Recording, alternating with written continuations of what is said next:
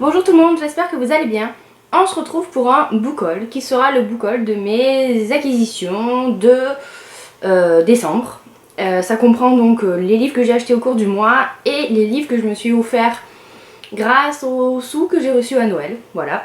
J'ai pas reçu de livres physiques à Noël, mais j'ai reçu un peu d'argent, du coup bah j'ai craqué et j'ai pas mal de livres à vous présenter. Là j'avoue que le mois de décembre ça a été craquage complet. Plus 3 romans que j'ai empruntés à la bibliothèque aussi. Bon, on n'a jamais assez de livres, hein, comme on dit. Voilà. Et ben on va commencer tout de suite. Tout début décembre, j'ai acheté un roman que je vous ai déjà présenté puisque je l'ai déjà lu. Il s'agit de Perdu et retrouvé de Kate Clark que j'ai lu et dont je vous ai fait un avis assez détaillé dans le dernier update lecture. Donc voilà, on va pas revenir dessus. Et justement, comme j'avais beaucoup aimé ce roman, Perdu et retrouvé, j'ai acheté 2 autres livres de Kate Clark. Voilà, j'ai craqué hein, parce que j'avais très envie de découvrir cet auteur. Et je suis en train de lire Kate Clark, donc son premier roman qui est Confusion, dont je vous ai parlé dans le tag juste avant. C'est l'histoire de Grace qui se retrouve enfermée dans une sorte de chambre. Son ravisseur Ethan lui apporte à manger tous les jours tout ce qu'il faut et apparemment il veut qu'elle écrive sur sa vie parce que dans la chambre il n'y a qu'une table, du papier, un stylo et Grace va prendre ce stylo, ce papier et nous raconter sa vie jusqu'à cet enlèvement en fait. Et voilà, on ne sait pas du tout où l'auteur veut en venir, j'en suis à presque 300 pages et j'ai des idées peut-être, mais du coup elle est très forte l'auteur parce qu'elle joue avec nos attentes, nos expectatives. Et au début je pensais, j'avais une théorie sur la situation, maintenant j'en ai une nouvelle. À voir, franchement à voir. Je vous en parlerai plus quand je l'aurai lu, donc dans un prochain update lecture. Mais c'est pas mal, pas aussi bien que Perdu et retrouvé peut-être, mais franchement pas mal. Et le deuxième roman que j'ai pris c'est Revanche de Kate Clark. Alors là aussi je sais que c'est un roman qui a beaucoup fait parler de lui, soit vraiment en bien, soit en mal, voilà. Et moi, bah, je sais pas, je verrai bien, hein. C'est l'histoire de Jem, qui est amoureuse de son meilleur ami Kai, qui est gay, du moins qui était, parce que son meilleur ami s'est suicidé à cause d'une sorte de harcèlement. Et bah, elle veut le venger, d'après ce que j'ai compris, hein. Elle va le venger.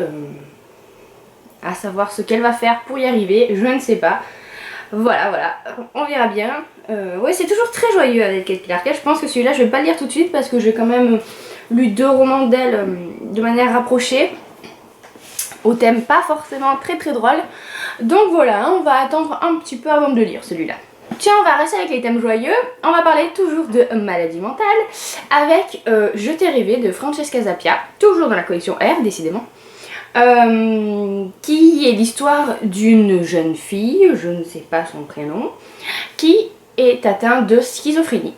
Et d'après ce que j'ai compris de l'histoire, elle aurait rencontré, étant toute petite, un petit garçon qui l'aurait beaucoup marqué. Et le problème c'est que comme elle est schizophrène et qu'elle a des hallucinations sans arrêt, elle ne sait pas si ce petit garçon était réel ou pas. Jusqu'au jour où, étant plus grande, elle va tomber sur un garçon, un jeune homme qui lui ressemble beaucoup. Et voilà, je n'en sais pas plus. Je sais que c'est une romance sur fond donc de maladie mentale. Donc on verra bien. La couverture est sublime, c'est d'abord ce qui m'a attiré l'œil. Et puis voilà. Je suis curieuse de voir ce que ça va donner. On reste dans la collection R et on le termine, c'est promis, avec un livre dont je ne savais pas en fait si j'allais l'acheter ou pas parce que j'avais lu un roman de cet auteur et j'avais pas forcément adhéré plus que ça. Mais bon, tout le monde en parle et le tome 2 est sorti et je me dis que ça a quand même un thème qui est complètement différent du roman que j'ai lu, donc bon, pourquoi pas. Il s'agit de Phobos de Victor Dixon. Voilà, j'ai craqué. Vous savez que j'ai lu le premier tome de Animal, toujours du même auteur, et que j'avais moyennement aimé, notamment à cause du style que j'avais trouvé assez lourd. Ici, d'après ce que j'ai lu de critiques, il paraît que c'est très cinématographique dans le sens où c'est très une écriture brute de décoffrage en fait, donc bon, on verra.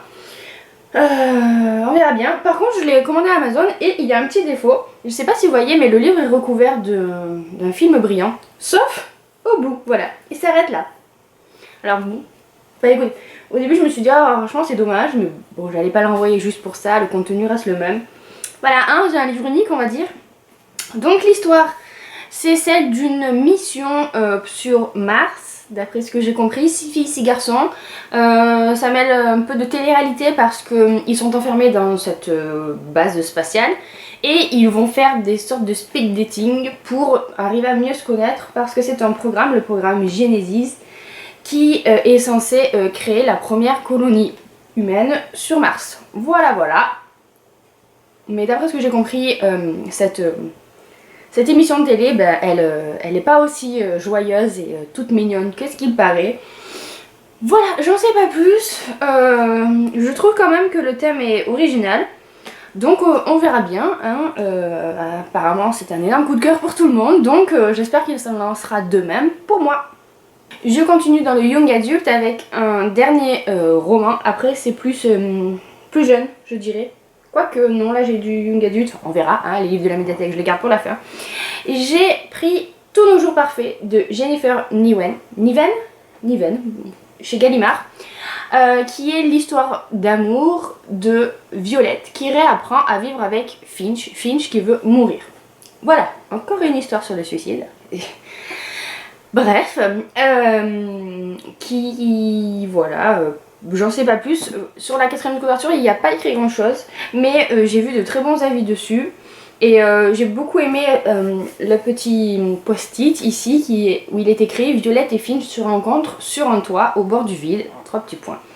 Voilà, on verra bien. Je trouve que le livre est plutôt joli en fait. Et puis, il y a en volume les post-it qui sont ici. Donc on verra bien.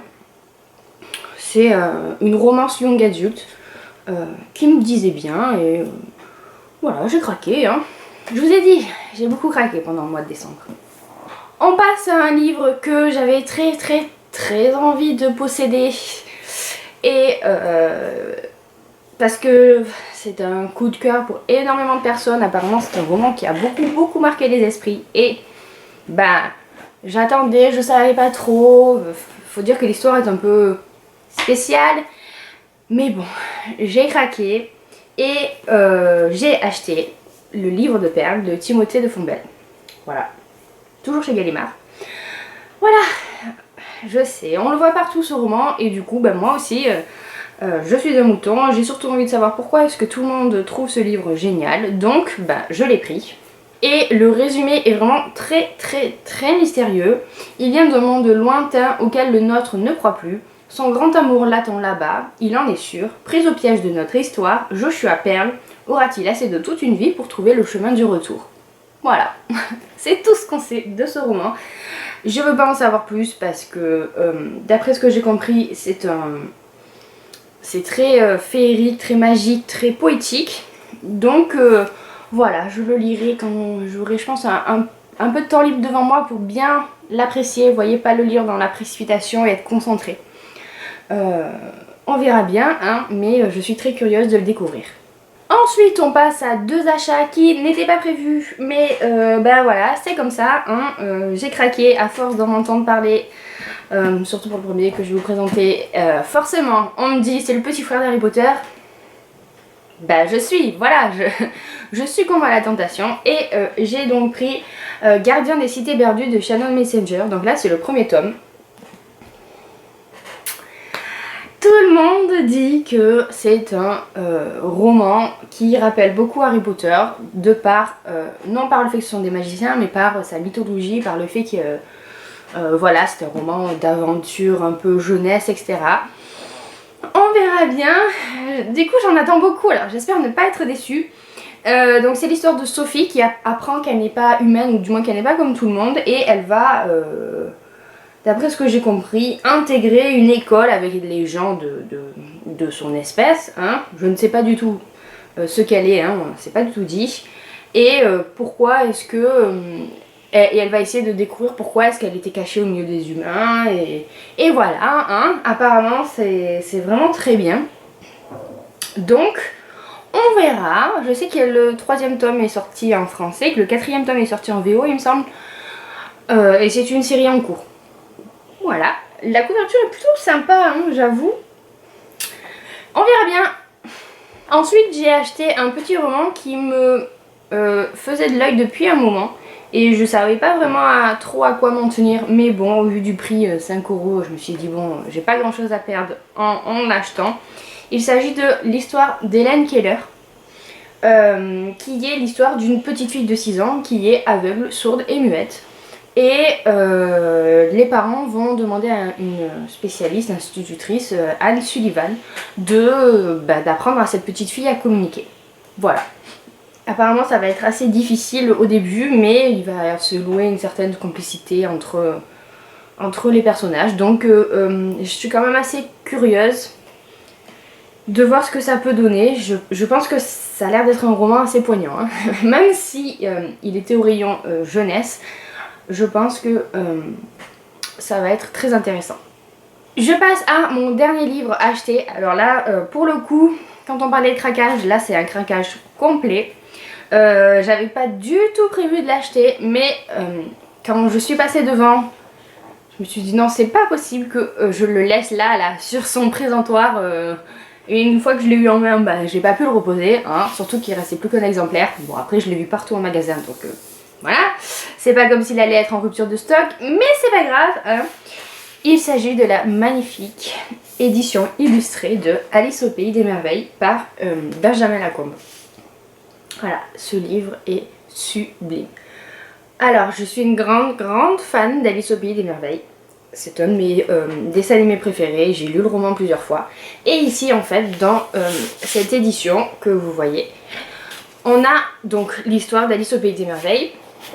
Le premier tome, hein, pas de l'autre côté du miroir, hein, seulement Alice au Pays des Merveilles, qui est c'est la préface, il y en a le premier chapitre, voilà, qui est en intégrale et ponctué de dessins de Benjamin Lacombe. Voilà. Et moi j'adore Alice. Alors comment dire que voilà, j'allais adorer ce roman. Regardez-moi ça. Il y a plein de petites pages comme ça où autant il joue avec les illustrations, autant aussi il joue avec le texte, la mise en page, enfin voilà quoi, c'est vraiment très beau. Et je regrette pas cet achat parce que... Oh, encore une... Oh tiens, elle est belle celle-là. Parce que je pense que... Ben voilà, il va aller à côté de mon... Ouh, j'ai pas mal rempli, j'espère. Il va aller à côté de mon Harry Potter illustré. Hein, et puis voilà. Et ça sera une bonne occasion pour moi de le relire dans cette version parce que ça fait longtemps que je l'ai pas lu, tout simplement. Voilà, le craquage. Et c'est tout pour mes achats, enfin c'est tout, c'est déjà pas mal. Là j'avoue que j'ai quand même beaucoup craqué, hein. Pas vraiment de romance. J'ai failli en acheter mais il n'y avait pas grand chose qui me tentait en fait. En janvier, en romance j'ai eu des titres qui sortiront qui ont l'air pas mal, donc là oui je sais que j'en achèterai. Mais ce mois-ci il n'y en a pas. Et il n'y en a pas non plus dans les emprunts de médiathèque que j'ai fait, puisque j'ai 3 romans. J'ai 35 kilos d'espoir d'Anna Gavalda, voilà, qui est l'histoire de Grégoire qui a 11 ans, qui déteste l'école et apparemment quand il est renvoyé du collège, il va passer son temps avec son grand-père, qui va essayer de le rebooster un peu, hein. On verra bien, hein. Moi j'aime bien Anna Gavalda et puis ce roman est très court donc je me suis dit pourquoi pas, hein. De toute façon c'est gratuit puisque c'est un emprunt à la bibliothèque. J'ai pris Le Passage du Diable de Anne Fine, je ne sais pas, qui est une auteure dont j'entends pas mal parler, donc j'étais curieuse en fait de la découvrir. Et alors, le résumé de ce roman, comment dire, me fait beaucoup penser à Carrie. Le problème c'est que Carrie, j'ai essayé de le lire et j'ai eu tellement peur que j'ai arrêté ma lecture. Donc j'espère que ce sera pas le cas pour ce roman. Bon après, il était quand même dans la section jeunesse, donc je me dis que forcément ça ne peut pas être aussi pire que Carrie. Donc c'est l'histoire de Daniel qui a toujours vécu enfermé par sa mère, en fait, qui l'a tenu à l'écart du monde. Sauf qu'un jour les voisins vont découvrir son existence et vont le faire sortir de cette prison, hein.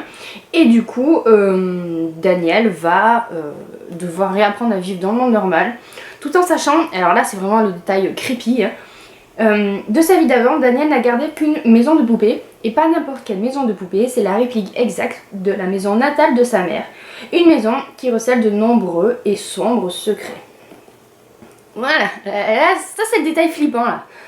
Donc on verra bien, hein, quand je me sentirai d'humeur à lire quelque chose qui fait peur, voilà. Mais ce sera pas pour tout de suite, je pense que je le lirai quand je suis sûre que mon chéri sera à la maison et que je serai pas seule, hein.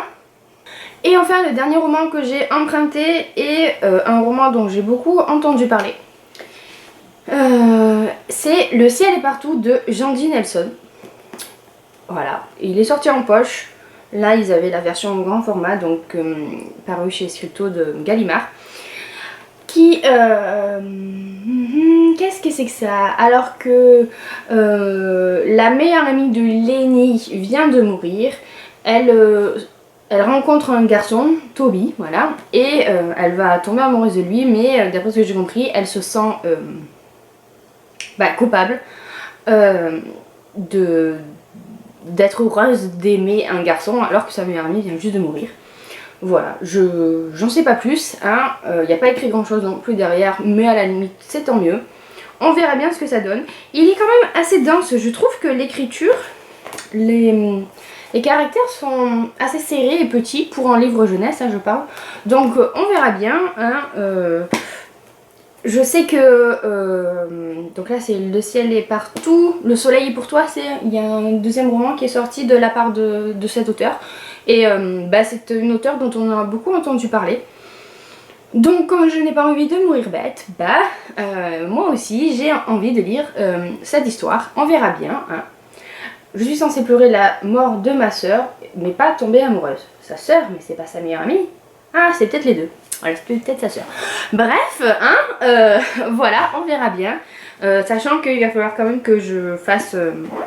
que je privilégie la lecture de ces trois romans pris à la bibliothèque, puisque je crois qu'on a un mois pour les lire, donc on verra bien si j'arrive à les lire d'ici là, hein. Ça va être un peu compliqué, question boulot, d'avoir le temps de lire tout ça, mais c'est pas grave. Bref, ceci conclut ce book haul. Comme vous l'avez vu, il y a quand même pas mal d'achats. N'hésitez pas à me dire si vous les avez déjà lus ou si vous aussi vous les avez en votre possession. Comme ça, on verra si j'ai fait un bon choix ou pas. Et n'hésitez pas aussi à me dire ce que vous avez acheté comme roman pendant le mois de décembre. Ça m'intéresse, hein, les idées lecture, on n'en a jamais assez. Sur ce, moi, je vous fais de gros bisous. Je vous souhaite de très bonnes lectures et à une toute prochaine. Bye bye!